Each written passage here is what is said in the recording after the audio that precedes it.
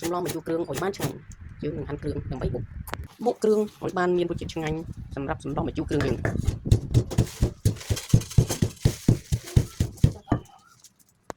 គ្រឿងយើងlại thấyបងប្អូនចាប់ផ្ដើមហាន់សាច់គោបងប្អូនសម្លម្ជូរគ្រឿង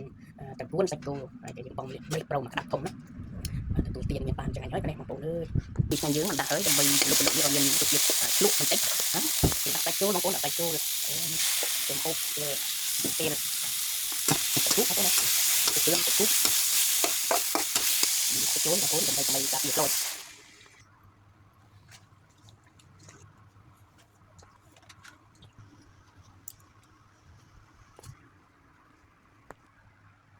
ម្សៅសាច់ចូលចំនួន2 ល្បីបាយយើងដាក់ទឹកត្រីបងប្អូនក្រោយពីដាក់ប្រហុកចូលបានទេសម្លម្ជូរគ្រឿងចូលប្រហុកបានទេសម័យគេដាក់ប្រហុកទឹកជាឆ្ងាញ់បងប្អូនសម្លម្ជូរគ្រឿងឆ្ងាញ់ណាស់គេអរហើយនេះសំភៅគាត់សំបុរយកទៅច្រើនហើយបងប្អូនអើយខ្ញុំខ្ញុំប៉ាសម្លម្ជូរគ្រឿងមានតែខ្ញុំចំណាយពិសេសបងប្អូន